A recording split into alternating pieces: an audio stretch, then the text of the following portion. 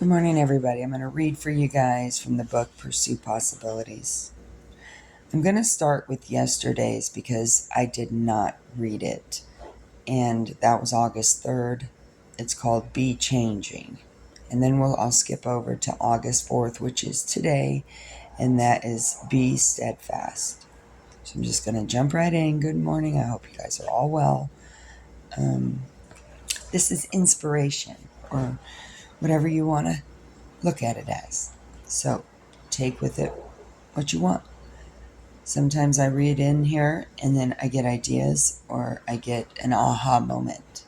It's kind of like, oh, I get it. So good morning. I'm going to go ahead and start reading August 3rd. Be changing.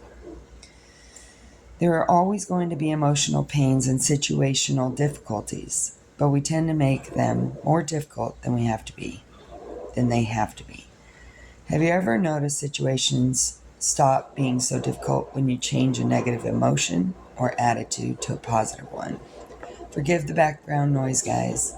I have loud neighbors and my coffee pot's going. Yes, it takes time to process emotions, and we certainly don't want to deny or avoid them, but we also don't want to hold on to negative ones any longer than is necessary. When we keep moving through the typical emotional process, we come out better on the other side, quicker and happier. But when we get stuck in our anger, turns to bitterness, resentment, fear, or revenge, then we are not only stuck in negative emotions and past situations, we are also stuck in our lives. Our relationships may struggle, and we might find ourselves wondering why our goals aren't coming to fruition. We have to experience our emotions and live through the pain of a difficult situation. But when we find ourselves stuck, rather than healing, we might need help. Forgiveness, kindness, gratitude, and wanting happiness for others are good ways to begin to change your pain. If you still need help, get it. Being stuck emotionally can be more confining to our possibilities than being stuck physically. It is like being stuck in a room with a jammed door. We have to push hard to get it unstuck and on to where we're supposed to be. Remember, our emotions are choices. For us to move through the difficulties of life rather than staying stuck in them, positive emotions and intentions are a great place to start. The quote at the bottom, everything is okay in the end. If it's not okay, it's not the end. The author unknown.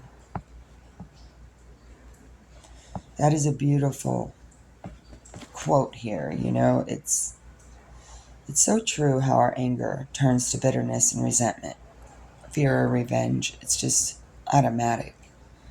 So wherein lies the problem within ourselves that we need to address with forgiveness, with kindness and gratitude? That is the only way. For ourselves, no matter how difficult the situation is to step outside of ourselves and say, okay, here's the bigger picture. Now, how do I feel about it? What can I do to change it? By forgiving. That's a start. Every day I think I have forgiven people, and then I go over things that have happened, and it's like, wait a minute, I haven't forgiven, and then I ask for forgiveness again. Every single day. I can do that, and so can you. You can ask for forgiveness for yourself and others every day. Don't forget that. So we're going to go ahead and skip over to August 4th, which is today. So it's about being steadfast. Give me a moment while I get a sip of coffee. I woke up to the rain coming down at 3 o'clock this morning, and then I turned off the alarm, went back to bed, woke up around 5, still raining, opened my front door. It's just beautiful. Of course, the rain has to stop now. But it's still a beautiful day. I hope you guys are well. Just so you guys know, this is like my Bible study. There's other books I'd love to read from right now for you guys, but I'm going to stick with this for now.